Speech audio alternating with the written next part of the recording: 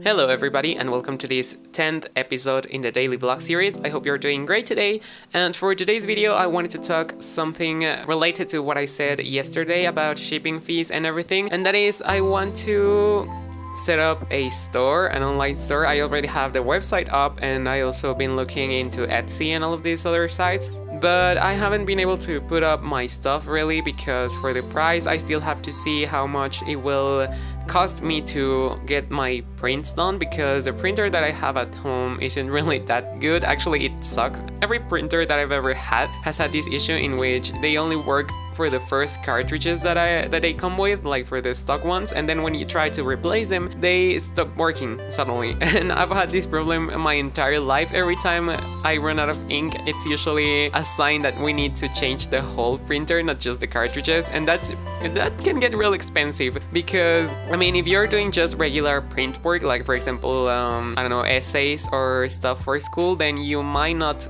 waste a lot of ink or you might not use a lot of ink. But if you try to do prints, then it's going to be a little bit more tricky, because you have to take into consideration that you have to do color proofs, and then you have to do some print tests, because it's not going to come out most of the time the way you wanted the first try. And so you have to keep in mind that you have to print various attempts. Maybe your color proofing is like you did it really good and you get, I don't know, a few different thumbnails of your prints in a letter-sized paper, but then when you actually try and print it on a bigger scale, or the actual scale that you want them printed into, then you see that maybe the color proofing wasn't really on point, and that there are some things that you still need to tweak, or maybe the margins are off, or a lot of things that can actually happen and you don't really think about them until you're doing it. So it can really add up very quickly, the amount of ink that you're using. And so for example, with printers that have just regular cartridges, they run out very fast, like if that's the use that you're giving them. And so I would need to get a different kind of printer, and I'm fine with that, but they can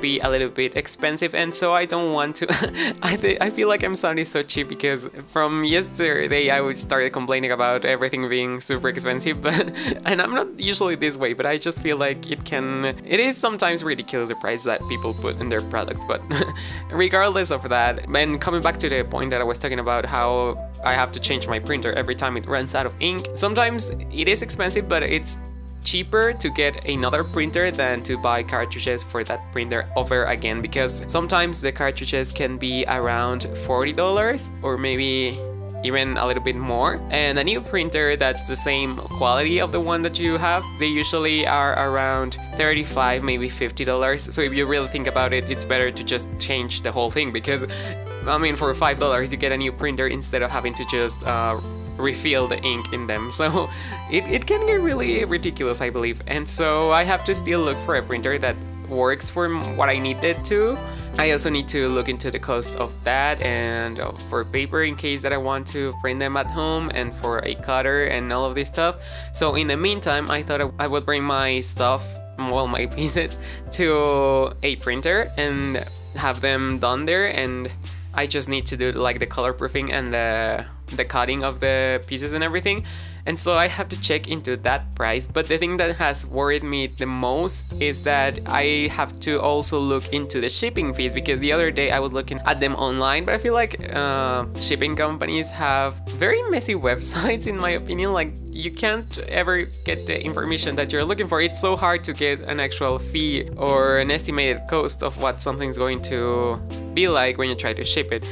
And so, but yeah, most of the sites that I looked into, the cheapest one that I could find and that delivered international orders, or well, at least to the United States, was around $21 per envelope, assuming that it weighs less than half a kilogram. I don't know how much is that in pounds, but yeah, so it can really add up very quickly, the expenses, and I don't really want to like charge $20 for a print and then ask customers to then put out another extra $25 for the shipping. So I need to find an alternative. I mean, those were the prices that I found online. I actually have to go to the shipping offices like FedEx and UPS maybe, and a few others. I have to go and actually ask them how much they would charge me when I carry the physical product. I'm planning on doing like a fictional customer in which I just ship an order as I would, or pack an order as I would regularly with my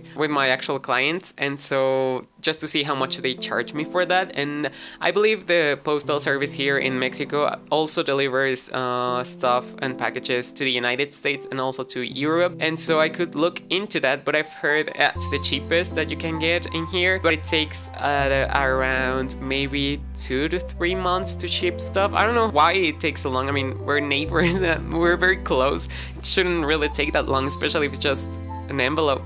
So I get it if it were to be something bigger, like, I don't know, a TV or something that you would need to put together, like a desk or some IKEA stuff. But if it's just paperwork or prints or documents, then why would it take so long? I don't get it, really. But yeah, I have to look into that, because if the prices are that expensive, then I'll have to come up with a way to actually reduce these costs, because I feel it's ridiculous, as I said in the previous video, to pay more shipping or to pay the same as you paid for the product in shipping. So I have to look into that. That's why I haven't set it up, but I'm really excited to put that website online. I actually want to start selling prints and all of this stuff. It's one of my biggest dreams to be able to record these studio videos that some artists do, in which they show you how they ship stuff and how they prepare to go to the post office and everything. I think those are very interesting, and it's the life that I want. So it's something that I definitely want to make happen and want to do, but I have to look into all of that. That's why I haven't set it up yet, because, well, I can't really decide on a price yet before taking into consideration everything. So yeah, we're drawing near the end of this video, and I hope you enjoyed it. If you did, don't forget to leave a like down below, and also if you want to be part of the herd, make sure to subscribe and hit that notification bell button to receive notifications every time I upload a video. And yeah, I'll see you in the next one.